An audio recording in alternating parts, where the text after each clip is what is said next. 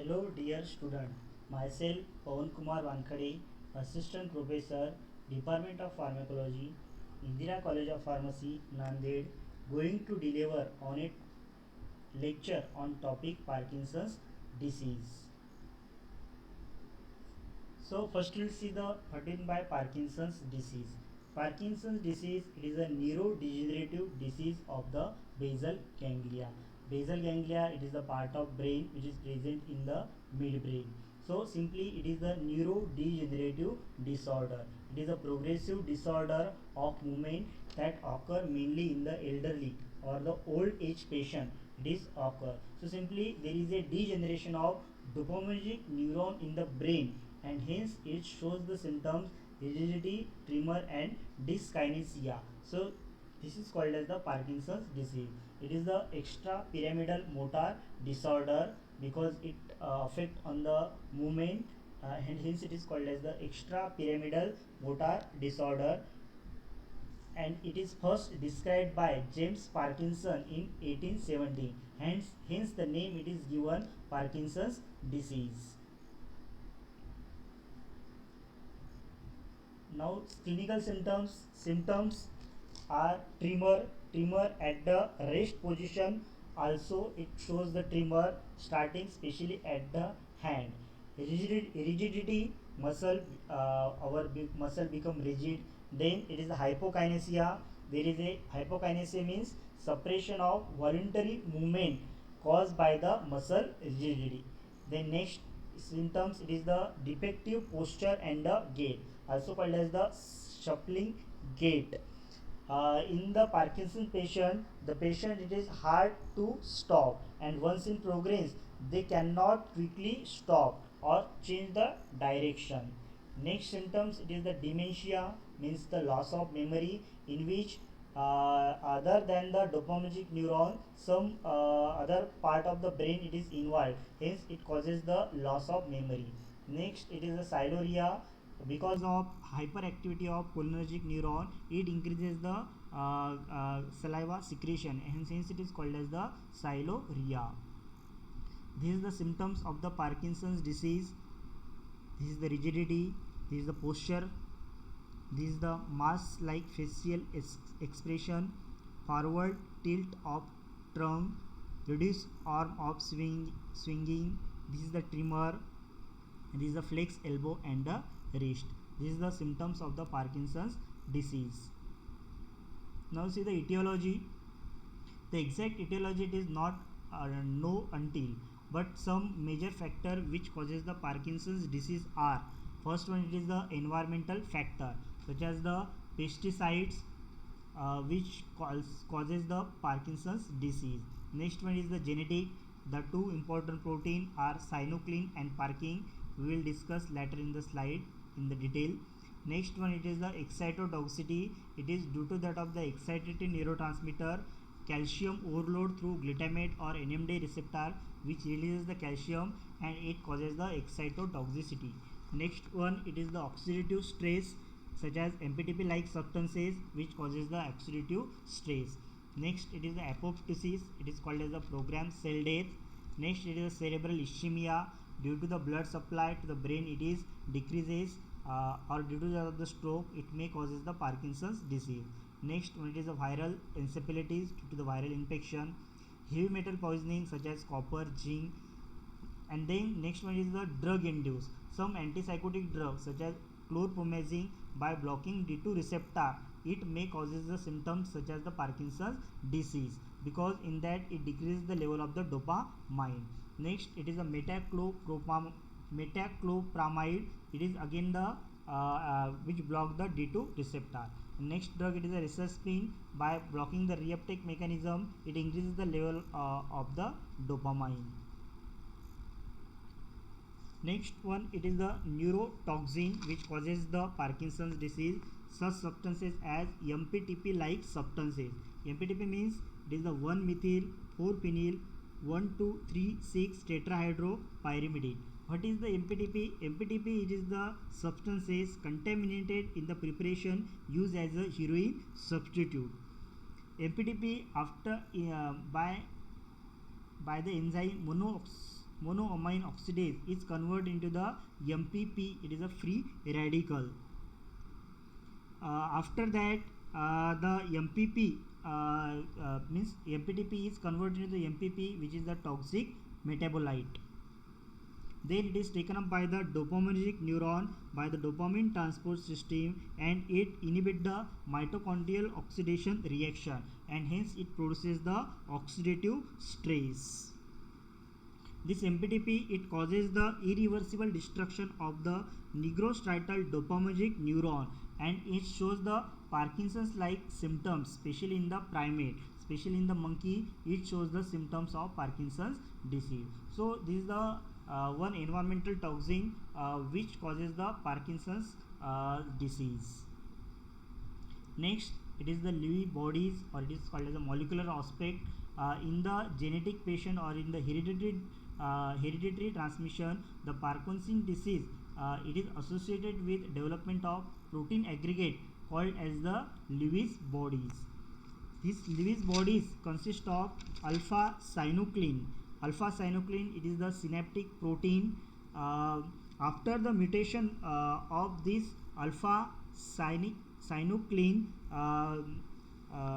after the mutation, there is a protein resistant to the degradation within the cell, and hence there is a development of Lewy bodies. Means if the due to that of the mutation, if the degradation of this protein is not occur, there is a formation of the Lewy bodies, it is occur, and these Lewy bodies render the neuron susceptible to the oxidative stress, and again it causes the Parkinson's disease. So simply the mutation in these two protein, alpha synuclein and parkin, which causes the Parkinson's disease.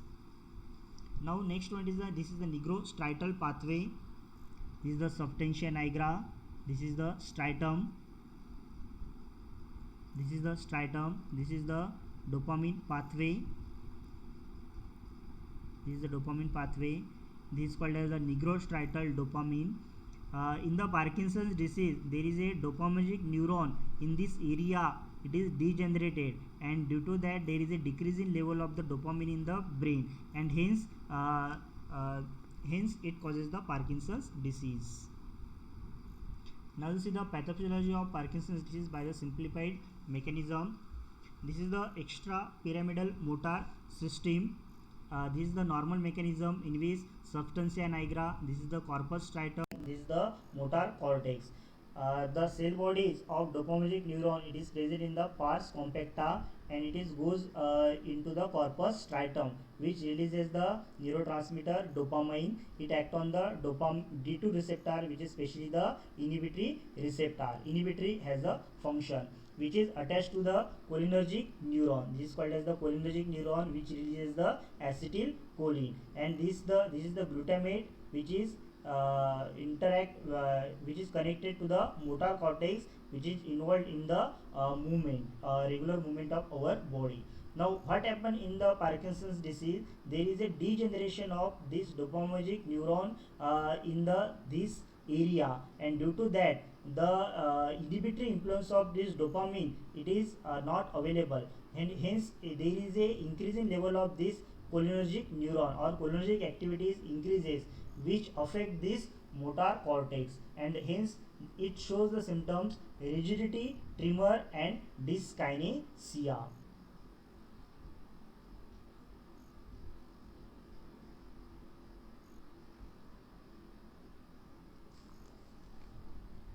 Simply this is again the excitatory neurotransmitter is attached to the thalamus, and this GABAergic neurotransmitter is attached to the pars reticulata. Another neurodegenerative disorder, it is the Huntington disease, in which the GABAergic neurodegeneration it is involved, and the symptoms it opposite to that of the Parkinson's disease. So the student simply must understand there is a dopaminergic neuron degeneration occur in the substantia nigra to the corpus striatum. It is called as the nigrostriatal pathway, and hence dopamine cannot inhibit gives its action or inhibitory action on the acetylcholine, and hence it increases the level of the acetylcholine, which causes the symptoms rigidity, dyskinesia, and tremor. Now see the by the say by this again by this diagram we can explain the pathophysiology. So this is the substantia nigra. This is the inhibitory dopaminergic neuron. This is the neostriatum. So cell bodies it is present in the substantia nigra, which releases the dopamine, which is the act on D2 receptor present, which has the inhibitory effect on the this stimulatory acetylcholine neuron, and which is connected with the motor cortex. So simply what happened in the Parkinson's disease, there is a degeneration of dopaminergic neuron it is occur, and hence inhibitory effect inhibitory effect it is not occur, and hence it increases the level of acetylcholine, which causes the loss of inhibitory effect of dopamine result in more production of acetylcholine, which triggered a chain of abnormal signaling leading to impaired mobility. And in the Huntington disease, there is a degeneration of GABAergic neuron it is occur. So by simply this is called as the pathophysiological mechanism of the Parkinson's disease, and hence in the Parkinson's disease you have to give the drug which increases the level of the dopamine, and you have to give the drug which decrease the level of the dopamine. Hence you have to give the drug which increase the level of dopamine and decrease the level of acetylcholine. Now this is the classification. We can clearly see that the drug affecting brain dopaminergic system, it is a dopaminergic precursor, it is a levodopa, simply directly converted into the dopamine. Second, it is a peripheral decarboxylase inhibitor. For the most of the levodopa cross the blood-brain barrier, and levodopa must be converted into the brain, and hence you have to give the drug peripheral decarboxylase inhibitor, carbidopa and benserazide. Next category of drug, it is a dopaminergic agonist, especially the D2 receptor agonist. It is a bromocriptine, which is the ergot alkaloid derivative, and ropinirole. Now next one is the MAO-B inhibitor, selegelin and rasagelin. Again metabolic pathway, one of the enzyme is monoamino oxidase enzyme, especially the B type enzyme. It is inhibited by this drug selegelin and rasagelin. Next one is the catechol O-methyl transferase inhibitor, entacapone and the tolcapone, which is the this drug are given. Next one is the glutamate receptor antagonist, amantadine. Again it is antiviral drug which facilitated the dopamine release. Next, it is a drug affecting brain cholinergic system. Hence you have to give the anticholinergic drug, trihexyphenidyl and biperidine. And some antihistaminic have also the anticholinergic property. Hence you have to give the promethazine drug, which is the antihistaminic drug but have the anticholinergic properties. Now is the mechanism action of drug or the metabolism of the levodopa. The metabolism of levodopa it is occur in the periphery and also in the brain. Periphery also in the brain. Now first we'll see in the periphery. Levodopa is converted into 3-O-methyl dopa by the enzyme catechol O-methyl transferase enzyme, and levodopa is again converted into the dopamine by the enzyme dopa decarboxylase enzyme in the periphery. In the periphery, levodopa then crosses the blood-brain barrier, and this levodopa is in the brain again converted into the 3-O-methyl dopa by the enzyme COMT. Levodopa again is converted into the dopa decarboxylase by the enzyme dopamine in the brain. Now in the brain, the dopamine again it is metabolized by the two enzymes catechol O-methyl transferase and the MAO-B enzyme. Tolcapone it is inhibit the COMT enzyme. Now this dopamine is converted into the 3-methoxytyramine, and also by the MAO-B enzyme it converted into the 3,4-dihydroxyphenylacetic acid, and after that it converted into the homovalenic acid which is excreted in the urine. So simply target of drug action are this tolcapone and entacapone, which inhibit the COMT enzyme, and hence the level of levodopa it is increases, so most of the levodopa can cross the blood brain barrier. Next drug, it is the dopa decarboxylase inhibitor. It is the peripheral decarboxylase inhibitor because carbidopa and benserazide does not cross the blood brain barrier, and hence this drug it inhibit the this enzyme dopa decarboxylase enzyme in the periphery. So carbidopa and benserazide are the extracerebral dopa decarboxylase inhibitor. They do not penetrate the blood-brain barrier and do not inhibit the conversion of levodopa to dopamine in the brain. It only inhibit the conversion of levodopa into dopamine in the periphery. Hence, most of the levodopa it is can cross the blood-brain barrier. What is the benefit of combination? Levodopa must be given in the combination with the carbidopa because the plasma T half of levodopa it is prolonged, and hence levodopa dose of levodopa it is reduced. Systemic concentration of dopamine it is reduced. If the dopamine level it is increases in the periphery, it gives the systemic concentration it is increases, and it gives the various adverse effect. And next it is the this dopa decarboxylase enzyme. It has the cofactor called as the pyridoxine. If the levodopa is given with the pyridoxine, it increases the peripheral conversion of levodopa to dopamine. Hence this drug should not be given in the treatment in the Parkinson's disease. So pyridoxal reversal effect of levodopa effect dosage does not occur when given in the combination. The next target of drug it is the MAO-B inhibitor. Example are sertraline and rasagiline. And next it is the COMT inhibitor are the tolcapone and the entacapone. Next drug it is the dopamine D2 receptor agonist, bromocriptine and ropinirole. And some anticholinergic drug are given in the treatment of the Parkinson's disease. So all students, I hope you understand the pathophysiology and target of drug action of the Parkinson's disease. Simply we can revise the Parkinson's disease. So Parkinson's disease it is a neurodegenerative disease of the basal ganglia.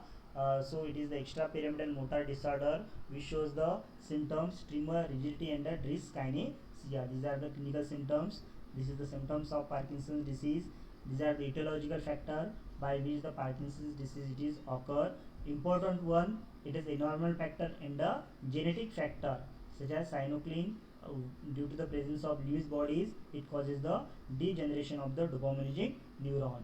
Excitotoxicity, oxidative stress such as MPTP like substances which causes the Parkinson's disease. This is the MPTP like substances which is the contaminant of heroin which converted into the MPP which causes the degeneration of the dopaminergic neuron, and it causes the oxidative stress. Next one is the Lewis bodies. Due to the mutation of alpha synuclein, the degradation of alpha synuclein does not occur, and there is a formation of the Lewis bodies which causes the susceptible to the oxidative stress. This is the nigrostriatal pathway. This is simply the student must draw this diagram for the pathophysiology. You can refer the book Rang and Dale. This is again the simplified diagram of the pathophysiology of the Parkinson's disease.